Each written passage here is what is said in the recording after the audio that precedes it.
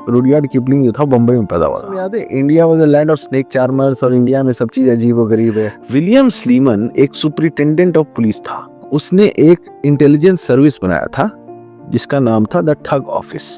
तो कहानी एक बड़ी अजीब सी है कि कुछ ब्रिटिश साहब लोगों को शिकार करने के लिए कुछ इंडियन लोग लेके गए, तो अंदर से गुर्राने की आवाज आई। उसके बाद वो जो गुर्राता हुआ जो जीव था वो बाहर निकला, तो उसकी शक्ल बिल्कुल बच्चे जैसी थी और वो दांत निकाल के गुर्र गुर्र कर रहा था। ये बताइए कि बचपन का कौन सा सीरियल आपको याद है? हमारा बचपन या आपका बचपन? नहीं, अपना ही बचपन बता दीजिए। मेरे बचपन में तो आपके बचपन में तो हमें याद है एक जायंट रोबोट आता था, हाँ स्टार ट्रेक आता था। आपके बचपन में हीमैन आता था और आपके बचपन में शायद डकटेल्स, मोगली। हाँ, हमारे बचपन में ये मत कहिए डोरेमोन आपके बचपन में आता था। हाँ, शिनचैन, फर्क है थोड़ा सा। हाँ ठीक, ये लोग हम देखे हैं। हमें पता चला है एक भैया का, उनका नाम था, हमारे क्लासमेट हुआ करते थे, रुडयार्ड किपलिंग। रुडयार्ड किपलिंग जो था बम्बई में पैदा हुआ था।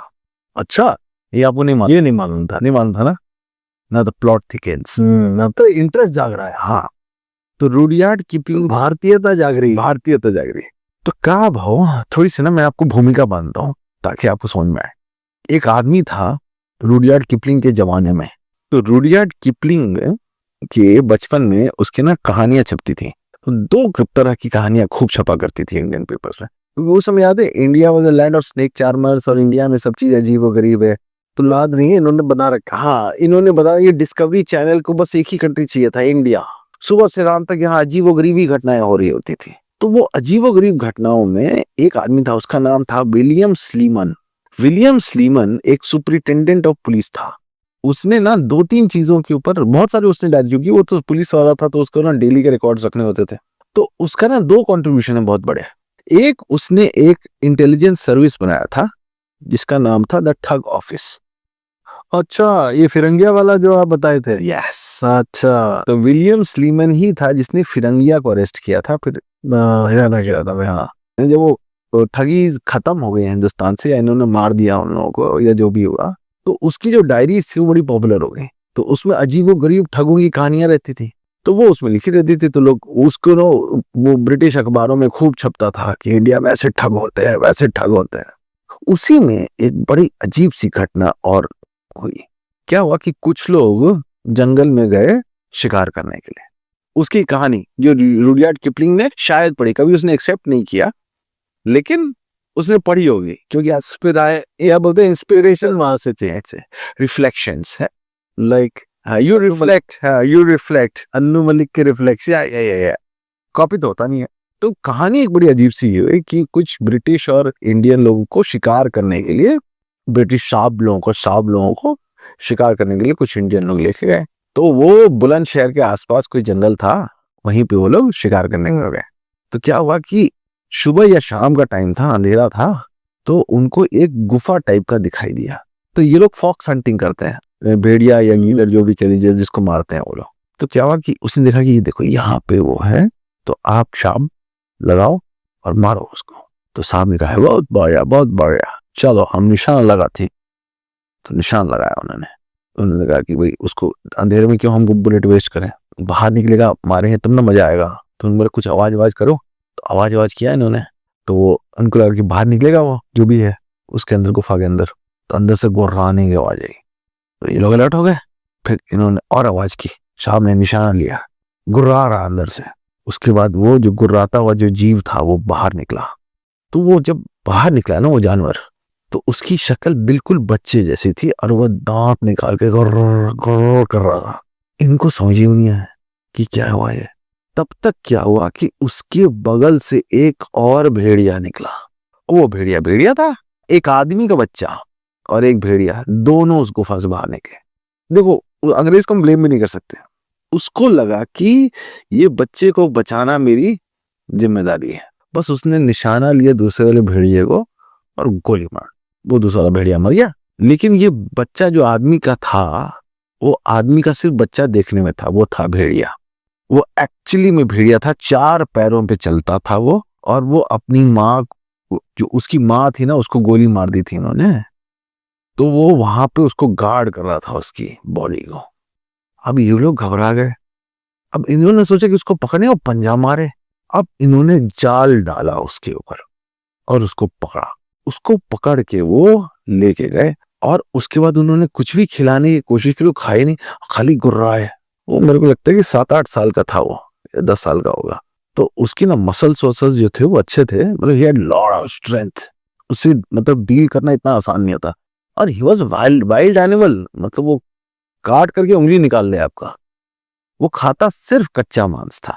अब इनको समझ ही में नहीं आया कि ये क्या है। वो उठा करके उसको ले जा करके एक ऑर्फनेज में उन्होंने दे दिया, क्रिश्चियन ऑर्फनेज होता है। तो क्रिश्चियन ऑर्फनेज ने कुछ कोशिश करी बातचीत करने की, तो बात तो कैसे करेगा, वो तो भेड़िया है, वो आदमी तो है नहीं। इन्होंने बहुत चीजें उसको कोशिश करी उससे बात करने की, वो बिल्कुल रिस्पॉन्ड नहीं करता था। तो फिर क्या हुआ कि उन्होंने उसको कच्चा मांस खाना, जो खुद मतलब आप देते होंगे जानवरों को, कुत्तों को, बिल्लियों को, वो आप देते थे, वही वो खाता था, वैसे ही खाता था बिल्कुल। रात को जो चौकीदार था वो रिपोर्ट करता था कि ये रूम या जहां पे भी इन्होंने इसको रखा हुआ था, वो अपने इससे खिड़की से वो चिल्लाता था जैसे भेड़िया चिल्लाते हैं, और बोलता था दूर से भेड़िए आते थे और ऐसे आकर के ऐसे दिखते थे दूर से जैसे कि वो पहचानते हैं इसको। उसके बाद चौकीदार ने धीरे धीरे जब वो खाना उसका पेट भर जाता था तब वो उतना वायलेंट नहीं रहता था। तो जब पेट भर लेता था तब उसको इन लोगों ने कहा कि अच्छा चलो आदमी का बच्चा है ना भाई ये, तो बेचारे उसको रखते थे। तो कभी कभी इन्होंने देखा कि वो जो खिड़की या फिर जो दरवाजे थे ना, वहां पे वो भेड़िए आ जाते थे इसके पास, और ये उनको चाटता था, वो इनको चाटता था। फिर ना वो भेड़िए वाली कुछ साइनें जो भी उनकी लैंग्वेजेस थी, वो उसमें वो बात करते थे। अब ये घबराहट होने लगी लोगों की, ये कैसे हो सकता है, क्योंकि भेड़िए जनरली आदमी का बच्चा खा जाते हैं, लेकिन ये भेड़िया था। उसके बाद इन्होंने बहुत कोशिश की उसको कपड़े पहनाने की, उसको समझ ही नहीं आता था कपड़े पहनने की जरूरत क्या है। उसकी कोहनियां और ये सब इतने मजबूत थे कि अगर किसी को कोहनी मार दे तो उसकी हड्डी तोड़ देगा, इतनी ताकत थी उसकी कोहनियों में। और वो बहुत जोर से मतलब उछल सकता था, ताकत उसमें बहुत ज्यादा हुआ करती। लेकिन वो धीरे धीरे बीमार पड़ने लगा इन लोगों के साथ रह के। जब ये बात फैली तब फिर विलियम स्लीमैन ने बहुत सारे डॉक्यूमेंट किए कि आखिर इस तरीके का बच्चा जंगल में सरवाइव कैसे कर सकता है। तो वहां के लोगों को कुछ भी अब नॉर्मल नहीं लगा। उन्होंने कहा कि और भी बच्चे हैं ऐसे। तो विलियम स्लीमैन ने कहा कि अगर ऐसे और बच्चे हैं तो हमें ये बच्चे खोजने होंगे। उन्होंने खोजे तो एक लड़की मिली, कुछ लड़के मिले। अच्छा ठीक है, 6 बच्चे उन्होंने इस तरीके से रिकवर किया। क्योंकि क्या होता था, भेड़िए जो थे ना वो बच्चों को उठा करके लेके भाग जाते थे जंगल में। ये जंगली जानवर होते तो 100% बच्चों को खा जाते थे वो लोग। लेकिन कुछ एक्सेप्शनल ऐसी सिचुएशन थी जिसमें कि लोगों ने रिपोर्ट किया। जब इन्होंने बोला कि भैया मुझे मुनादी पिटवाई होगी कि अगर इस तरीके का कोई बच्चा हो तो बताओ, तो इन्होंने कहा कि कुछ साल के दौरान हम लोगों ने 6 बच्चे रिकवर किए इस तरीके से। एक बच्चा हम इसके पास लेके आए, इसका नाम उन्होंने रखा था, ये जो लड़का पहले उन्होंने पकड़ा उसका नाम रखा था, क्योंकि वो सैटरडे के दिन पकड़ा गया था, तो उसका नाम रखा था उन्होंने शनिचर। तो दीना शनिचर नाम रखा गया इसका। तो दीना शनिचर के पास वो एक ऐसा ही एक और बच्चा पकड़ के लेके आए। तो दीना शनिचर वो दोनों एक दूसरे को देख के बहुत खुश होते थे और वो एक दूसरे के साथ खेलते थे, लेकिन वो आदमियों को बर्दाश्त नहीं करते थे बिल्कुल। फिर दीना शनिचर फिर वो बच्चा जो था ना, वो कुक्ड फूड और ये सब चीजें जब इन लोग देना आदत नहीं पड़ी, वो मर गया दूसरा वाला, और ये बाकी सारे 5 बच्चे मारे गए। सिर्फ दीना शनिचर 29 साल तक जिंदा रहा। वो ह्यूमन से बस एक ही चीज सीख पाया, एक किसी तरह उन्होंने उसको कपड़ा पहनाना सिखाया। वो 4 पैर पे ही चलता था। वो अब आप गूगल करोगे तो आपको उसके फोटोग्राफ्स भी दिख जाएंगे। 4 पैर पे ही चलता था वो, और वो सिर्फ और सिर्फ बीड़ी या ये सब चीजें ना स्मोक करना सीखा था उसको। बस वही एक ह्यूमन इंटरेक्शन, एक शब्द उसने अपनी जिंदगी में कभी ह्यूमन वाला नहीं बोला। सारी जिंदगी कच्चा मांस खाया और ह्यूमन के नाम पे बस वो एक कपड़ा पहनना सीखा और वो बीड़ी पीना ही कह लीजिए या जो, बस वही, उसके अलावा उसको और कोई मतलब नहीं था ह्यूमन से। और फाइनली वो मर भी गया, वो भी मर गया, ट्यूबरकुलोसिस से मरा हुआ, लेकिन सबसे दिन तक जिंदा है।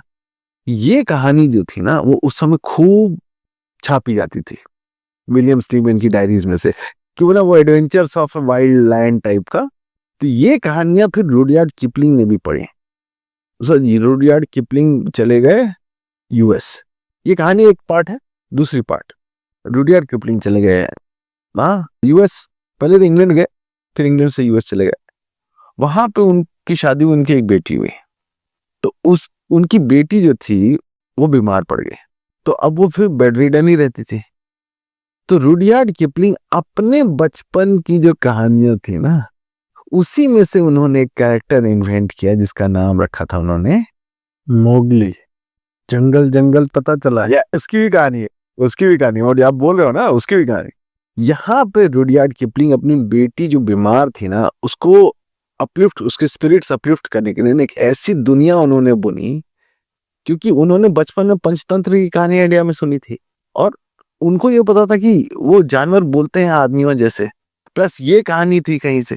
इन्होंने मिला जुला करके ना एक ऐसा खूबसूरत सा एक ड्रीमलैंड रचा जंगल बुक का, जो कि अपनी बेटी को वो सुनाते थे। ठीक है, उसमें बहुत सारी उन्होंने कहानियां रोज बनाई थी कि एक बल्लू था, भालू था जो बोलता था, फिर एक भेड़िया था, फिर एक शेर खान था। उनकी बेटी बेचारी सुनती। That was her only happy hours during the day. After 6 years she died. लेकिन अब इन्होंने जो दुनिया रची थी उसी को उन्होंने अपने पेन में in memory of her daughter उन्होंने ये कहानियां जो थी ना वो लिख दी विथ जंगल बुक नेम। और उसके बाद वो ऐसा रेज हुआ जंगल बुक, मोगली, उसका तो उन्होंने जंगल बुक 2 निकाली। अच्छा, हाँ, this is a compilation of all stories. लेकिन ये कहानी जो है वो उनकी बेटी के लिए सुनाई गई थी और उस दीना सनीचर को लोग मानते हैं, लेकिन रुडयार्ड किपलिंग ने कभी एक्सेप्ट नहीं किया कि ये दीना सनीचर की कहानी, या फिर वो जो 6-7 बच्चे जो विलियम स्लीमन को मिले थे वो बच्चे हैं। अब कट टू आइए हमारे टाइम में, जब ये इसका बन गया था मोगली जो बन गया था, तो उसका डबिंग वबिंग तो हो गई। उन्होंने कहा टाइटल सॉन्ग के लिए गुलजार साहब से बड़ा कौन आदमी हो सकता है, तो गुलजार साहब को बुलाया गया। उन्हें कहा कि तुम एक बढ़िया सा बच्चों का गाना लिख दो। उन्होंने कह दिया जंगल जंगल बात चलिए पता चला है, चड्डी पहन के फूल खिला है। उन्होंने कहा चड्डी पहन के फूल खिला है, तो उन्होंने कहा कि उन्होंने सब देखे बहुत बढ़िया सर क्या गाना है, ये चड्डी हटा दो। गुलजार साहब ने कहा चड्डी तो वही रहेगी। बोले काम करो साहब इसको लुंगी कर दो। तो बोले लुंगी पहन के फूल खिलाया, नहीं चड्डी वहीं रटे। कौन ने कहा कि तो फिर आपसे गाना नहीं लिखवाएंगे। बोला मत लिखो, पाड़ में जाओ, चड्डी तो वहीं रहेगी। सबने कहा कि आप इतना क्यों रहे हो। बोले नहीं तुम समझ रहे हो, वो चड्डी वहीं रहेगी। उन्होंने कहा यार चड्डी चड्डी बाहर में आया, ठीक है। उन्होंने कहा ठीक है प्रभु, चड्डी हम डाल ही देते। बोला ओरिजिनल गाना जो मैंने लिख दिया है वो लिख दिया है, बस जाओ। ठीक है, तो वो उन्होंने गाना शूट कर दिया, बच्चों ने गा दिया, और भले कोई मोगली देखे चाहे ना देखे, चड्डी में आज तक फूल खिली रहा भाई, चड्डी पहन के फूल खिला।